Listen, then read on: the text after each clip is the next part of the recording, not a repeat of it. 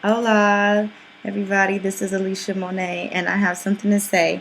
This video is dedicated to my Wmscog family, those who were there and those who have left.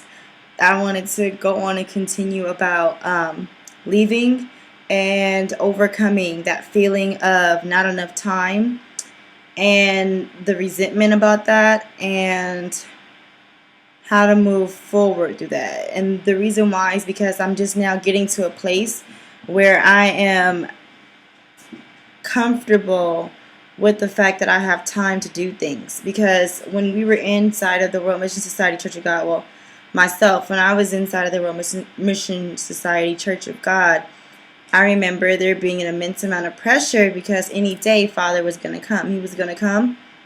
Could come today, could come tonight, could come tomorrow, but he was definitely coming soon. His coming was very imminent. So leaving the church, right? And then by 2012, that was it. And people can deny that all you want to, but I joined the church in 2008 in January, and though I personally did not have the study of 2012, I know there were certain missionaries that one missionary in particular used to kind of like tease me because I was always hungry for knowledge and hungry to learn new studies. He would always be like, "Oh yeah, that 2012 study though you haven't had yet though." And so we would joke about that in San Diego, and then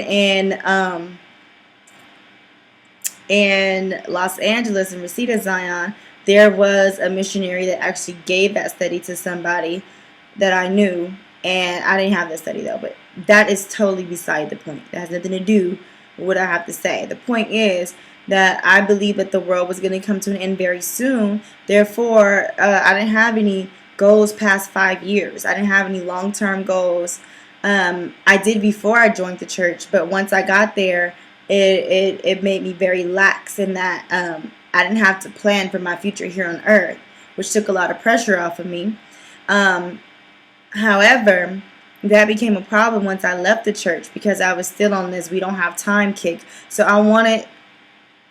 given that I didn't cultivate any of my talents or any of my gifts from leaving the church, I had to start from scratch. I had to start from the bottom. I had to start from zero and work my way up. And I had a very difficult time because I kept thinking, well, had I been at this for 4.5 years, I would be a master at this. Are you kidding me? And that was partially ego. That was partially resentment. That was partially anger.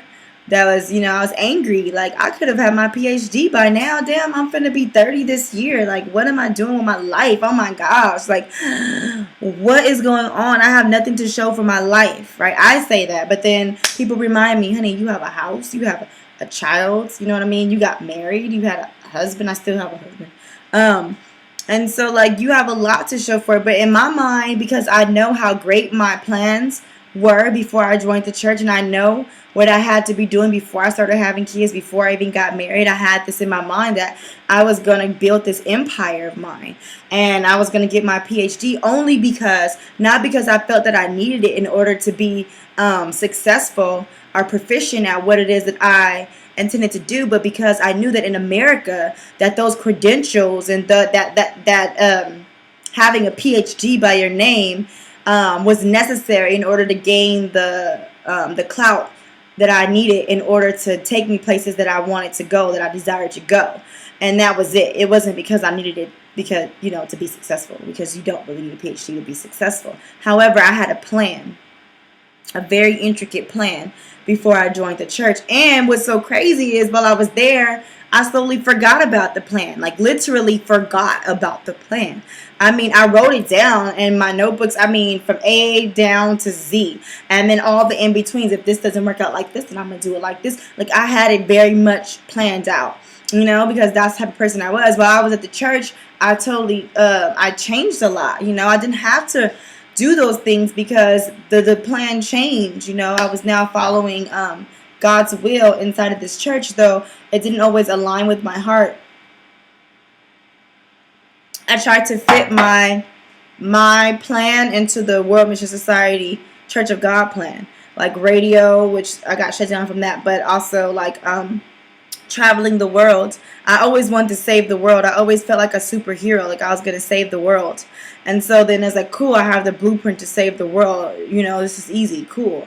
I don't have to think about it. I could just do it now. So leaving the church, I had this thing where it was like, fuck, I need to be already here. I don't want to start from here, goddamn it. I need to be up here already. And I this is the first real year, 2015, that I have been clear enough to actually walk my path and really remember who I am and remember all of my lofty goals and my ambitions and stuff like that. I mean, like, I knew, like, the main thing, radio and traveling with radio, but I mean, like, the details of, like, everything, just, and then even then, reinventing that, given my new experience in the church for 4.5 years.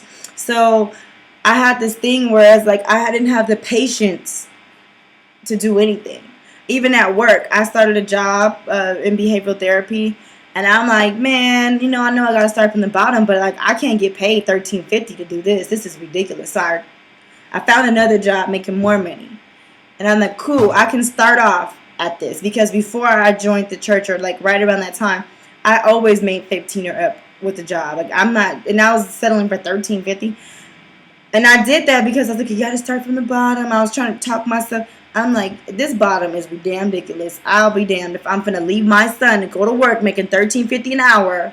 Nah, not happening. So I applied for a job and got $4.50 more than $13.50. So I was cool. And then I was like, this is a good start. I can start from this bottom, And then even then I'm like, okay, well, I need to already get a raise. I need to already be moving up. Like, and then it's like, well, I need to focus on my dreams, my goals, and my desires, Quite honestly, I know that I'm going to be working with kids with disabilities because we always end up linking up regardless of what capacity I'm working with children, even in the church when I was working with children. Anyways, but like, if I'm putting in all these hours doing this, how am I going to focus on this? And it just really drove me nuts. And it's like, I still have that. I don't have time for this. I don't have time. And so I've been operating on I don't have time for 6 years. And so now I'm just like, finally, I have time. I have time, relax. It's only been a year since I've really been feeling myself and into myself and focusing on me and healing myself and not trying to save everybody else, really trying to save myself. By myself, not necessarily by myself, but like looking within myself instead of outside of myself for answers. And I have all the time in the world. Like, it's cool. I have time. And so I'm better able to go with the flow and to like be in the flow and not have to like make things happen and like rush things and like force things to happen because I don't have time. And I'm still going through this. This is very new development. This whole thing about me having time. I said it so many times that I'm now starting to believe it because I had to say I have time in order to trick my mind into believing that I actually do have time, which I do, I know. But I'm saying, like, I was heavily brainwashed. What can I say? So now I have time. And for those of you who are leaving the church, who have that, I don't have time, I got to start from scratch, I don't have time to start from scratch, where am I supposed to go from here? Like, you're all over the place. Like, that's normal, It's nothing wrong with starting from scratch. You got to start somewhere, and trust.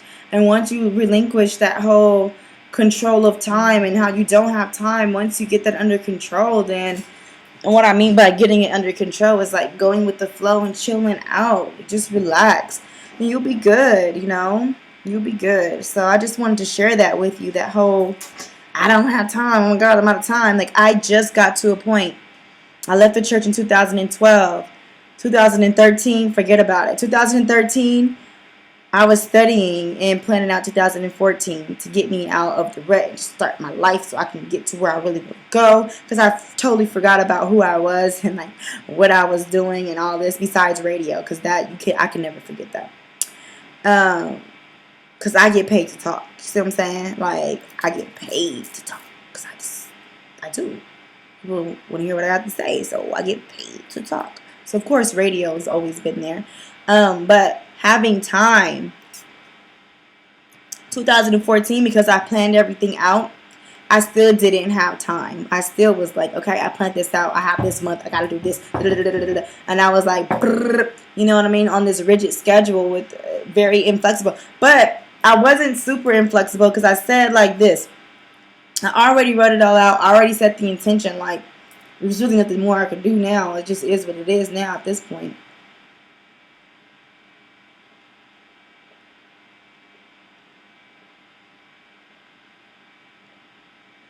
So that was that. And now we're in 2015 and it is September and I'm finally like, cool.